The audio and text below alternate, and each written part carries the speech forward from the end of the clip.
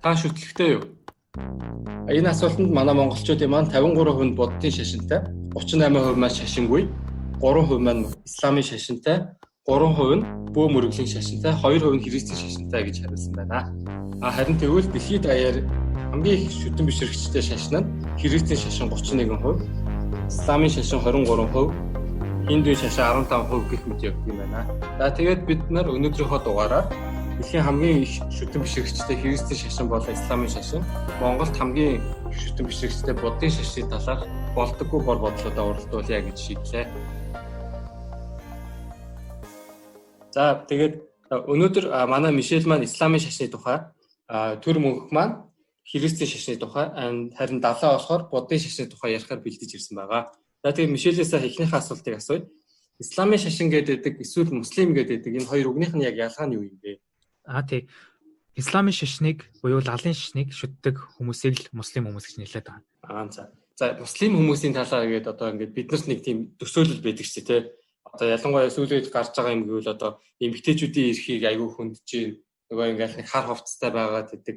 Энэ талаар ерөөхдөө яг тийм их эрх өндөд байдаг юм уу? Тий, ерөөхдөө Америкт барууны орнууд илээх дурдгдсан сэдвүүд нь гэвэл энэ муслим буюу мусульман хүмүүсийг 2001 оны нөгөө 9 сарын 11-ний террорист үйл ажиллагаанаас болоод хойшоо нэлээх террорист үйл ажиллагаа болон давхар энэ эмэгтэйчүүдийн эрхийг хүнддэг гэх мэтчлэн маш олон төрлийн одоо сөрөг нэр тодтголтой айгу холбох болсон. Жишээ нь энэ одоо барууны хүмүүсийн яг ингээд өнцгөөс харахаар эмэгтэйчүүд нь ямар ч хувцс өмсөн их чөлөөтэй байдаг. Харин ойролт орнуудын зарим улсууд дээр одоо жишээ нь Иран болон Сауди Араб орнуудад заавал энэ эмэгтэйчүүд хижаб буюу энэ гэвлүүрийг зөөх тийм хуультай байдаг. Тэгэхээр энийг одоо эмэгтэйчүүдийн юу өмсгийг заасан эрхийг нь хүндсэн гэх мэтчлэн активист айгүй олон хүмүүс дуу хоолойгоо илтгэсэн байдаг байгаа. Үүнээс болж ерөнхийдөө энэ сэдв гарч ирсэн. Мөн давхар хэлэхэд бас эмэгтэйчүүдийн эрхийг зөрчиж байгаа бас нэг айгүй сериусны нийтлэл байсан юу вэ гэхээр одоо жишээлбэл Пакистан гэдэг орноор жишээ авъя. Пакистаны ихэнх хүмүүс нь бараг 90 орчим хүмүүс нь мусульман хүмүүс байдаг. Тэгээд дэлхийд дахинд 5000 орчим хүн жил бүр honor killings гэдэг энэ занаачлалаас болж амиа алддаг байгаа. Honor killings гэдэг нь юу юм бэ гэхээр хэрвээ нийгэм эсвэл гэр бүлийнхаа нэр хүндэд гутамшиг авчирсан тохиолдолд өөхөх ялаар оногдохыг хэлдэг. Тэгвэл жил бүрийн 1000 орчим хүмүүс нь энэ Пакистанд болдог байгаа. 1000 хүмүүсийн ихэнх нь эмэгтэй хүмүүс байдаг учраас энэ эмэгтэй хүмүүсийн эрх нь хурцаар одоо зөрчигдөж байна гэж үздэг. Энэ тоон болохоор 2005 онд хамгийн анх олонний анхаарлыг татсан бол одоо жил бүр багасж байгаа ч гэсэндээ 2018 онд ч гэсэндээ энэ статистик нь хэвээр байгаа юм байлээ. Тэгээ энэ одоо гэмт хэрэгүүд болдог газруудын үндсэн шашин нь ислам буюу лалын шашинтай орнууд байсан учраас энэ лалын шашныг энэ бусад терроризмын үйл ажиллагаа болон эмэгтэй хүний эрхийг хүнддэг айгу сөрөг шашин юмаа гэсэн яриан үлдэх гарсан. За тэгвэл одоо статистикаас харахад Монголд чинь 3% муслим хүмүүс байгаа байхгүй. Тэгээд энэ хүмүүс одоо тэгж харгаа гэвлүүр энэ хүмүүсэд байгаа харагддаггүй. Одоо тэр манай Монголд байгаа хүмүүс маань бас эмэгтэйчүүд тэгж эрхийг хүндэгддэг юм болов уу, яадаг юм бол? Энэ асуултанд яг хариулахад анханасаа муслим эмэгтэйчүүд тэр гэвлүүрийг өмсөх шаардлагатай гэсэн асуулт гарч ирнэ л да. Энэ бол айгүй асуугдсан асуулт. Гэхдээ яг орчин үеийн тайлбар нь болохоор муслим эмэгтэй хүмүүс өөрсдийнхөө юу өмсөхийг өөрсдөө шийдэх ёстой. Гол нь Коран буюу энэ лалын шашны хүмүүсийнхэн шүтдэг үндсэн одоо Аллах бурхных нь сударт нь болохоор эмэгтэй хүний өмсөж зөөх талаар нэг 3хан л мөр байдаг гэж хэлдэг юм байна. Тэгэхээр энэ тэр мөрөн дээр ч гэсэндээ яг юу өмсөх талаар бол дуртаг байдаг. Хижаб гэж дурдсан байдаг. Гэхдээ яг үндэ энэ хижаб гэдэг нь араб үгээс орчуулах юм бол зүгээр халахлах гэсэн үг болж хүрдэг байгаа. Хүн одоо ядваа нэгэн шашны судрыг уншихтаа шууд утгаар нь ойлгож болно. Эсвэл метафорикоор нь ойлгож болно. Тэгэхээр эмэгтэй хүнийг ерөнхийдөө ганц заасан зүйл нь энгийн игэл даруй хувцлахыг ерөнхийдөө заасан байдаг. Энэ эрэгтэй хүнтэй ялгаагүй. Тэгэхээр одоо тэр шашныг нь яаж уншихаасаа хамаарат улс болгоо өөр байдаг. Монголд маань харин эмэгтэйчүүдээ тэгж хоригддаг байх юм байна шүү дээ, чөлөөтэй байна. Тийм. Монголд байдаг хүмүүс нь болохоор яг үндэ би биеэр уулзч үзээгүй ч гэсэндээ ихэвчлэн баруун нутгаараа казак үндэстнүүд хотон уйгур гэх хүмүүс нь нэг ойролцоогоор нэг 100 мянга орчим энэ монгол хүмүүсийн 3-5% те энэ хүмүүс нь баян үлгийд ховдод ихэвчлэн байдаг. Тэгээд энэ үндэстнийхээ ёс заншлыг дагаад л ерөнхийдөө юу өмсөх үгүйгээ шийддэг. Одоо жишээ нь эмэгтэйчүүд нь одоо хурим найр эдэр дээр болоход ёсоо үнэлэхэд одоо малгайгаа өмсдөг те. Эрэгтэйчүүднээс малгай өмсдөг, эмэгтэйчүүднээсээ яг толгоогоо халахалсан альчуур гівлүүр нэгсэндээ өмсдөг. Улс орон бүрд ялангуяа өөрөөр одоо ёс заншилтай жишээ нь яг олон мэддэггүй зүйл нь болохоор дэлхийд даяар болохоор энэ гівлэрийг өмсөх ёстой гэж заасан улс орноос нийт хүн ам нь нийт муслим хүмүүсийнхаа зөвхөн нэг хүрэхгүй хувийг л эзэлдэг байгаа. Тэгэхээр хоёр орн л энийг яг хуулиараа өмсөх ёстой гэж заасан байдаг. Сауди Араби болон Ираны орн. Энэ ч гэсэндээ одоо сүүлийн үед энэ хууль нь бас өөрчлөгдөхөөр яригдж байгаа. Наача ястой гоё мэдээлэл шүү дээ.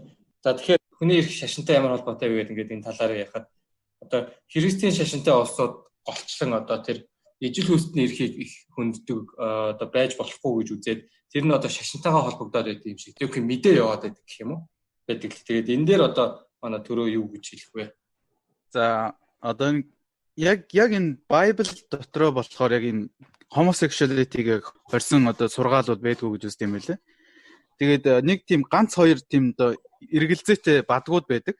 Тэр нь болохоор яг ингээд эрэгтэй хүнийг эмэгтэй хүнтэй адилхан гэж үзэх нь буруу муруу ч юм уу. Тийм яг тийм бодлоонтой гэх юм одоо нэг Библийн анхны хувилбарууд нь одоо нэг Хибрүү гэдэг хэлээр бичигдсэн байгаа шүү дээ. Яг тэр энэ нэг дээр еврейчүүд ярьдаг. Одоо ч гэсэн еврейчүүд ярьдаг баха тий. Тэгээд тэр хэлээрээ бичигдсэн байдаг болохоор яг тэрнээс нь яг ингээд дээр үеийн хэллэгүүд ашигласан байдаг болохоор яг бүр яг энэ homosexuality-ийн хориотой юм уу эсвэл зүгээр яг тийм янз бүрийн зүгээр нэг ситүэйшндээ хамаарад өөр байх ёстой юм уу гэдэг нь жоохон тодорхой бус. Тэгээ тэр нь одоо ч гэсэн яг судлагдж байдаг. Тэгээ яг албан ёсоор бол яг ингээд homosexuality эсрэг гэсэн юу бол байдгүй гэж үздэг юм байлээ. Одоо бас нэг сонирхолтой талаасаа гэх юм бол яг хоёр эрэгтэй хүн хоорондоо унтахыг ингээд асуудалтай янз бүрийн тийм нэг асуудалтай бадгууд байдаг мөртлөө хоёр эмэгтэй хүн хоорондоо унтах ч одоо lesbianism байна штэ. Тэр талаараа болохоор баг юу ч байдгүй. Тийм болохоор нэг тийм яг нэг эрэгтэй хүмүүс бичсэн гэх юм уу тэр нь жоохон харагдаад байдаг юм. Одоо саяхны хүртэл ч одоо Англид 1900 хэдийн 50 60 он хүртэл одоо Англид ижил хүйстэн байх нь хориотой байсан шүү дээ тийм ээ. Бидний мэдэх хамгийн алдартай Alan Turing хүртэл одоо ижил хүйстэн байсан болохоор эмчилгээний тэр орж исэн тий.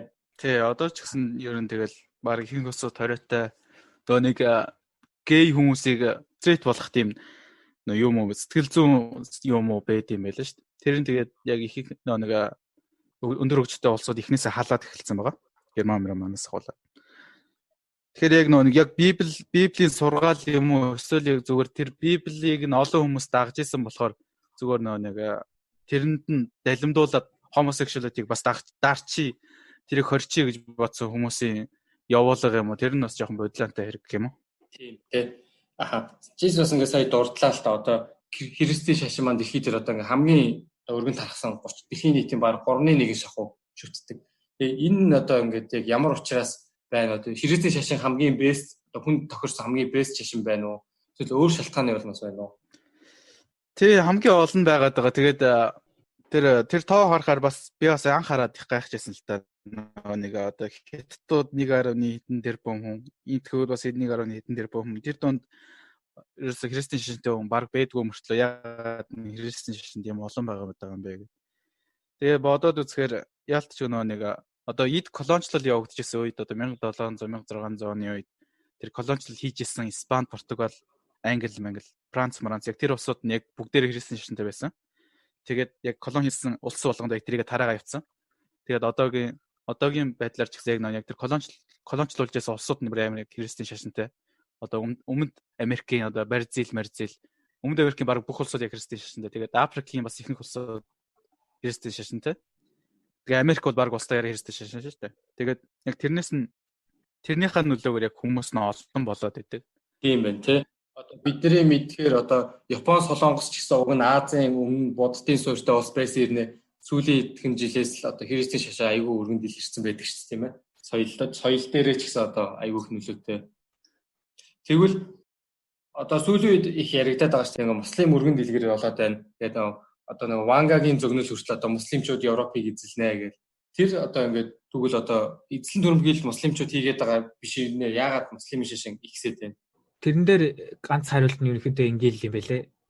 Дэлхийн хүн ам 1.2%-аар жил бүр дунджаар өсдөг байтал муслимчууд бол мусульман хүмүүсийн тоо 1.8%-аар хүн төрөхөөс илүү хурдтай өсөж байгаа.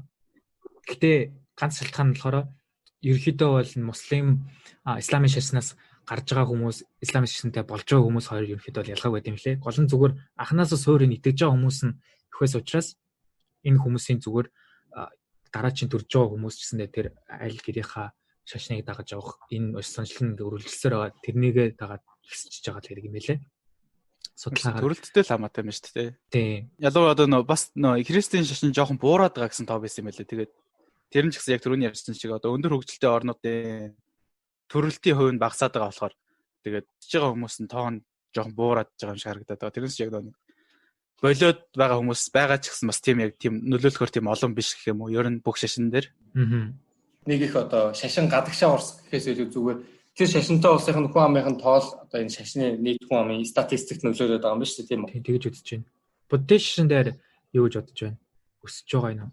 Буддийн шашин болохоор одоо миний өнцгөр харахад гэх юм бол одоо уг нөгөө нэг дэлхийн хамгийн их хүн амтай хятад энэтхээр хамгийн их таарсан тийм. Ер нь бол Аз ТV-ийн л одоо үндсэн шашин шүү дээ. Хамгийн идэвхтэй шүтдэг нь одоо манай Бутан, Шри-Ланк, Монгол, Непал гэх мэтчлээ. Тэгээд Япон, Солонгос гэдэг. Тэгээд дэлхийн хүн амын одоогоор бол 6% л буддийн шашинтай байгаа юм л та.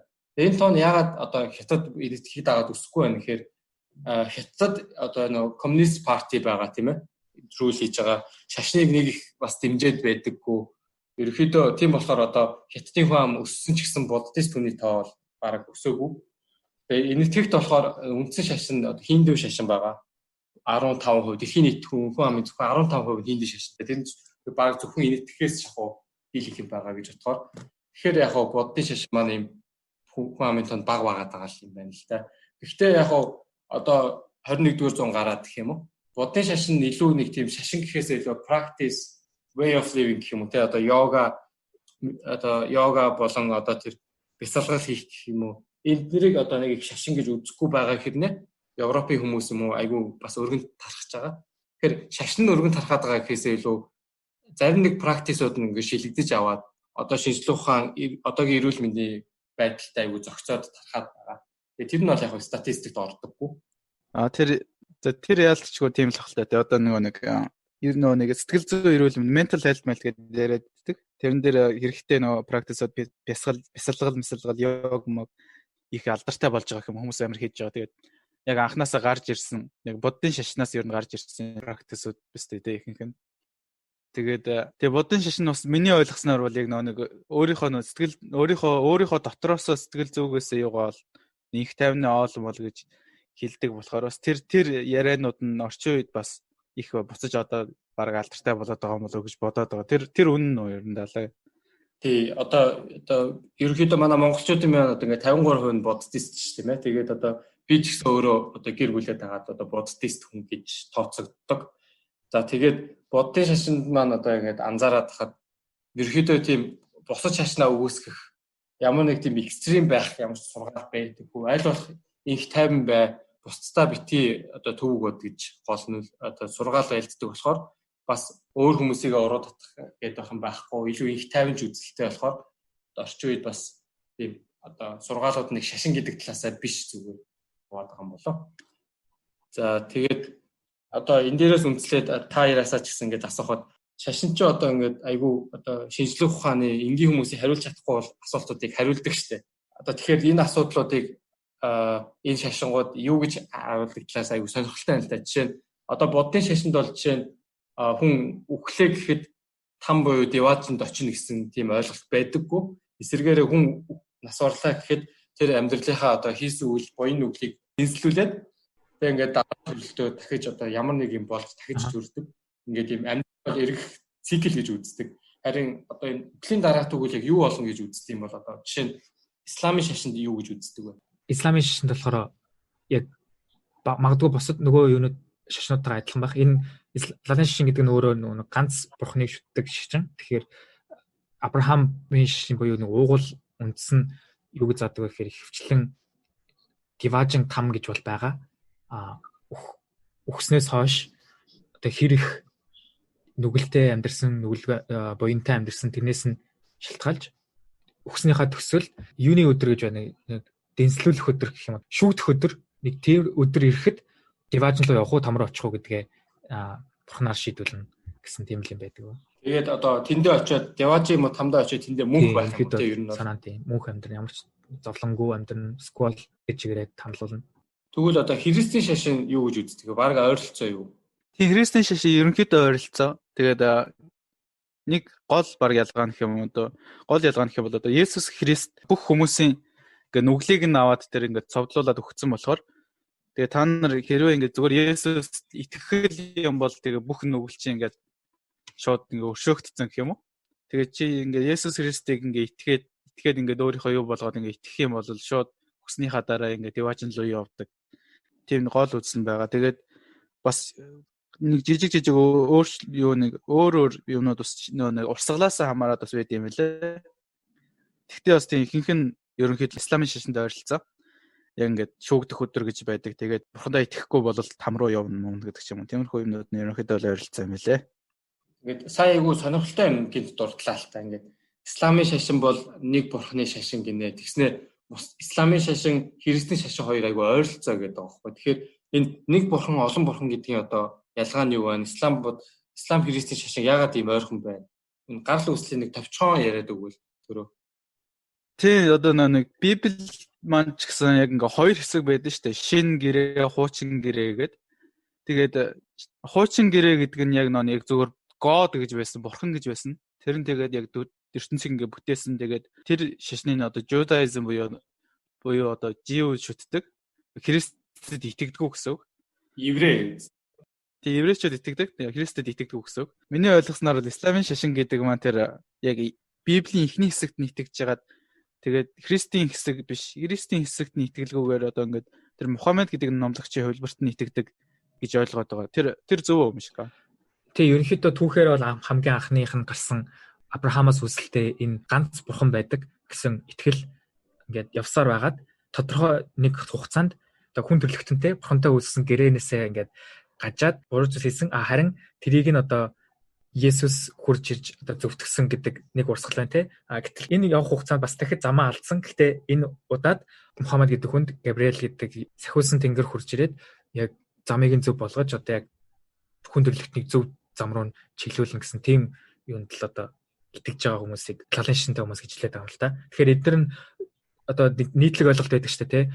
Нэг бурханд итгэхээр нөгөө бурхантайгаа айгүй ингээд сөргөөцөлт нь багадаа нэг сонсдог байсан зүйл нь тэр байдаг. Гэтэл яг үндэ энэ гурван том шашин маань анханасаа өөрсдөө ганц угсаатай ганц бурханд итгэдэг. Тэгээд аллах гэдэг үг гэсэндээ зүгээр араб хэлээр бурхан л гэсэн үг юм байлээ. Тэгэхээр яг бусад энэ өмнө байгаа ирсэн Есүс болоод одоо өмнө номнууд дээр хуучин гэрээ, шинэ гэрээнд дурддаг хүмүүсийг Ноа, Есүс гэдэг номлогч зүнч хүмүүсүүдийг бол байсан гэдэгт бол 100% итгэдэг. Гэхдээ гол нь яг чухал хүмүүс нь бол байгаагүй. Мухаммад бол чухал хүн байсан гэдэгт л итгэдгээр ялгаатай гэх юм уу.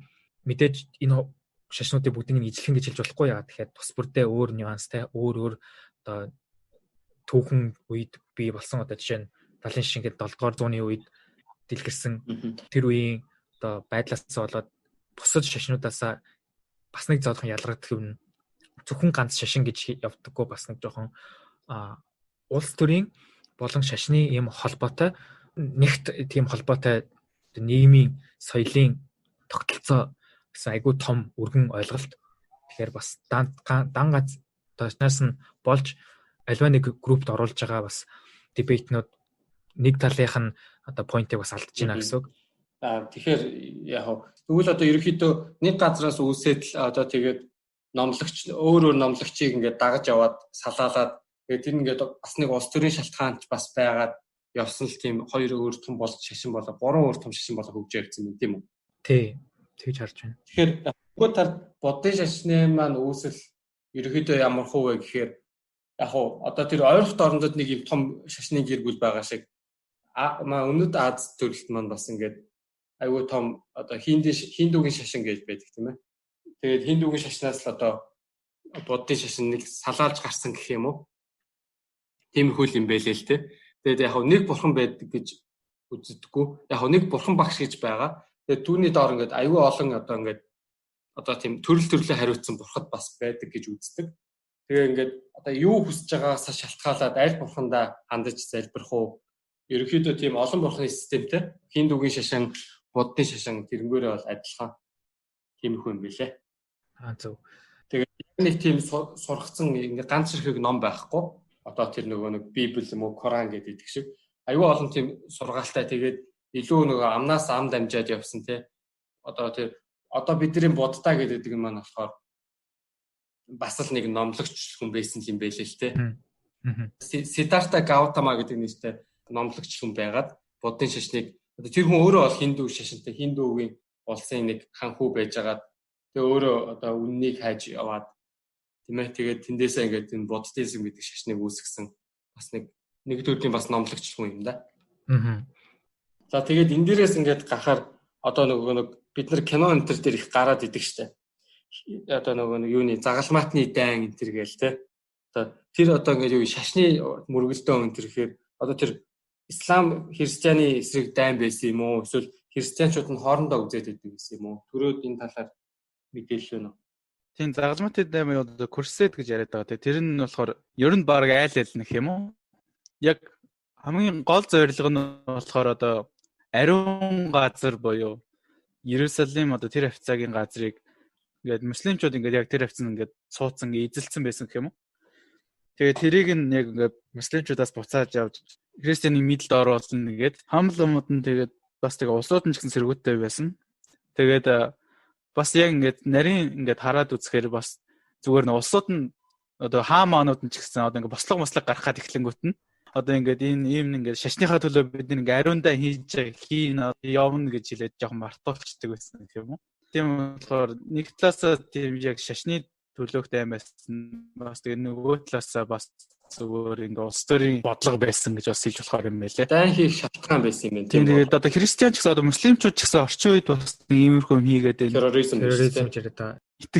Христиан яг христиан итгэжсэн хүмүүс нь ч гэсэн яг өөрсдөө бас яг ингээд зөв юм хийж нэгэ бодоод явж исэн л зүгээр тийм бодлогын чанартай юм байсан ч байх бас юм. Тэгвэл өнөөдрийн одоо муслимчуудын хийгээд байгаа терроризм ч бас ингээд муслим хүмүүсийн хувьд бол бас яг тэр дээр үед христийн хийжсэн дайн эзэн түмгийлэл шиг л одоо өөрсдийнх нь хувьд адилхан юм биш тийм үү баг. Нэг талаар тэгж харж болно. Гэхдээ энэ дээр бас боломжтой байх хэрэгтэй. Яагаад тэгэхээр бид нар яг ямар төрлийн өнцгөөс ярьж байгаагаас шалтгаалж энэ яриа ингээ айгууд өөр үр дүнтэй болж хуурж болно. Одоо жишээлбэл энэний учир нь юу вэ гэхээр яг бид нэр ингээ шашныг ялангуяа шашныг хүчирхийллийг дэмждэг юм шашин гэж одоо айгүйх медиагаар зарим хэсгээр явсан.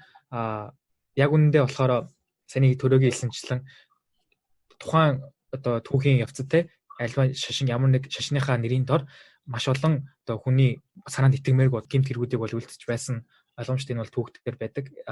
Тэг яг далайн шашных нь судар дээр гэсэн хэдий тэр одоо хүчирхийллийг нэг дурдсан хэсгүүд байдаг гэсэндээ энэ нь бусад шашны шинэ хуучин гэрээнүүд дээр байдаг судруудаас ялгардах хэмжээний хүчирхийллийг бол дэмжсэн юм байдаггүй. Тэгэхээр энэ террорист гэж бүлэгт хамаарж байгаа жишээ нь ISIS, Al-Qaeda энэ шашны нэрийн дор гаргаж байгаа юу ч гэсэндээ энэ нь бас нэг талаараа нийгмийнх нь одоо туйлдаа хүрсэн байдлыг илтгэж байгаа. Өөрийнхөө нийгмийг одоо бүлгийг сайжруулах юмсан гэсэн одоо аргаа ярьсан байдлаас үүссэн одоо тийм нэг реакц гэх юм уу? Шашны нэрийн дор одоо бид нэр дахиж одоо сэргэн гэсэн одоо жишээл түүхийг бусаас харангууд шашны нэрийн дор бид нар энэ одоо исламын алтан үеийн үед бид нар ингэж одоо эзэлж сайн том гүрэн байсан те энэ гүрэн байсан миний лалын шашинд итгэснийх юм. Тийм учраас тэрийг нь ингээд далимдуулж бусад хүмүүсийг бас урайлан дуудах терроризм үйл ажиллагааг явуулах юм зэвсэг болгож хувиргаж байгааг ч гэсэндээ бид нар харж байгаа. За тэгвэл одоо ингээд ингээс ингээд дүгнэлт хэлэхэд түүхэндээ бүр дээр үеэсээ ч гэсэн одоо үед ч гэсэн одоо ингээд ямар нэг дайн хүчирхийлэл ингээд болон тэг хүний эрхийн зөрчил одоо тэр эмгтээчүүдийн эрхийн зөрчил энэ бүхэн ингээд шашнаас буюу шашны номлолоос бурхнаас болоод байгаа юм ерөөсөө биш. Эсвэргээрээ геополитикийн улс доторх одоо институтчлалын ийм шалтгаанаас болоод хийж байгаа үйлдэлээ илүү одоо идэвхжүүлэх тэгээд одоо илүү гоо шалтгаан өгж ард түмнээ итгүүлэх урайлах зорилгоор шашныг илүү оролцуулдаг юм тийм үү? Одоо жишээлбэл нэг сонирхолтой статистик хэлэхэд те одоо дэлхийд 1.5 тэрбум одоо муслим хүмүүс байлаа гэхэд тэрнийх нь одоо саний хэлсэн одоо дайнтай орчиж байгаа орнууд буюу энэ арабын орнуудын хүмүүс нь зөвхөн дөнгөж 20%-ийг л одоо эзэлдэг байгаа. Тэгэхээр нийт муслим хүмүүсийн 20% нь л одоо саний хэлсэн дайтай байдалтай байгаа. Бусад хүмүүс нь те ямар ч хамааралгүй. Тэгэхээр нийтээр нь энэ шашны хүмүүсийг хамт хамруулад одоо энэ шашин бол дайныг дэмждэг шашин юм а гэсэн нэг тийм үг яаж болохгүй. Жишээ нь энэ одоо христийн шашинд 22% нь Африкийн хүмүүс байдаг байлаа гэхэд Африк хүмүүсээр христийн шашныг нийтээрээ төсөөлдөггүй шүү дээ, тэ. Тэрнтэй адилхан зөвхөн 20% нь дайтаж байгаа орнууд байхад тэрийг муслим хүмүүсийг ислам шашныг бол нийтээр нь тэгж хэлж болохгүй. Энэ өрөөсгөл ойлголт болно.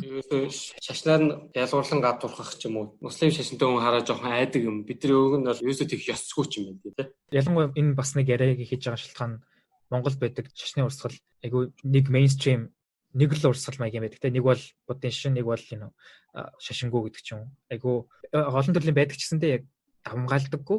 Тэгэхээр тэр хүмүүсийн одоо шашны тийм архлаатай үзэл бодолтой мэдлэгтэй боловсралтай байх нь зөв юм болов уу гэж би боддог. Тийм тий. Одоо яг ингээд бид гурлаа одоо ингээд гадаад улсуудад амьдраад 5 6 жил болж байгаа ч гэсэн тэрнээс өмнө Монголд ингээд 17 8 жил амьдрахтаа одоо Монголд нэг их тийм гэвлүүртэй хүн ч юм уу нэг их тийм христийн юмнууд харж дасаагүй болохоор одоо миний хувьд жишээ гадаад дөнгөж очиод ингээд жоохон өөр шашны тийм практисыг хараад ингээд тэгээд жоохон дасаагүй байсан болохоор жоохон эвгүй байсан.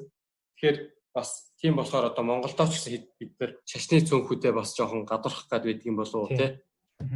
Гэсэн бас төрсэн болохоор ийм дугаар хийгээд одоо хүмүүстэй бусад гол шашнуудаа танилцуулаад бас өөртөөхөө шашны талаар ч жоохон ярилцаад тийм ингээд танин мэдхүү болоод тайлбарлал бас хэрэгтэй болов уу гэж үзье юм аа. Одоо жишээл дахиад нэг одоо сонирхолтой статистик хэлэхэд те одоо саний дээр дурдсан эмэгтэйчийн тал ихийг хүндэгдэх тал дээр засаж хэлээгүй хэдий болоо 800,000 одоо 1200 жил болон хүмүүс honor crime гэж хэлдэг. Энэ гэмт хэрэг төрсөж байгаа ч гэсэндээ энэ зөвхөн муслим хүмүүсээс болж өрсөж байгаа гэсэн үг биш.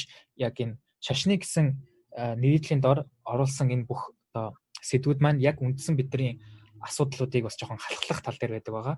Ямар нэг зүйлийг одоо энэ шашнаас олж дайж ийн гэдэг нь одоо шил тэнд болж байгаа нийгэм эдийн засгийн болцоогүй байдлыг ингээ халахалж байгаа гэсэн үг тий. Нэг талаараа шашинтай хүмүүс одоо ингээд ихнэрээ зовоож ин гэдэг чинь domestic violence гэж байдаг тий. Гэр бүлийн одоо хүчирхийл энэ бол болтгол асуудал. Энэ статистикаар одоо жишээл Их Британд 7 хоногтоо 2 болдог энэ гэр бүлийн хүчирхийл нь шашны нэрийдлийн дор анхаарал сатааруулж байгаа мэтэр. Тэр ер нь ингээд шашнаас асуудлаа хайх биш яг хүмүүсээс өөрсдөөс нь асуудлаа хайгаараа гэж хэлдэг юм шүү. Шашинлууж ихэд ингээд сатааруулаад байдаг баг. Асуудлаа шашинлууж ихэд хахаар ингээд ерөөсөө зөв юу нь болохгүй зөв ингээд шийдэл нь олдчихгүй. Яа. Одоо чинь ингээд муслимнаа алга болгочих юм бол гэр бүлийн хүчирхийл байхгүй болчих юм шиг юм яриад байгаа мөртлөө. Тэгээ муслим ирэхээс өмнө ч гэсэн гэр бүлийн хүчирхийл байсан болохоор ингээд шашинлуу яг ингээ бүх асуудал чихэлгүйгээр яг ингээ зөв шийдлийн олох хэрэгтэй шүү гэж хэлэх гээд байгаа юм шүү дээ тийм манай мишгэ болохоор. Би яг тэгж ойлгож байна.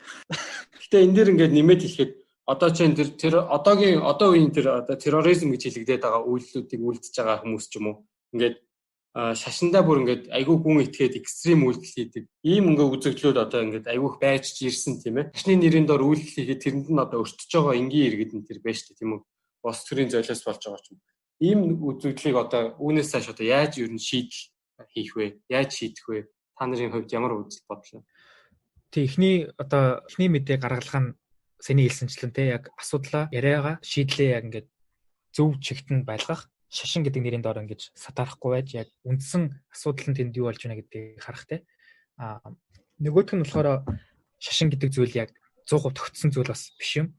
Угаасаа түүхэн хараад үзэхээр анх байсан христийн шашинтэй дотроо маш олон протестант, ортодокс гэдэргээд урсгалууд гарч ирсэн байгаа. Энэ түүхийн явцаанд гарч ирсэн учраас шашин гэдэг зүйлийг яг өөрчлөгдөж болдго юм гэдгийг харж байгаа.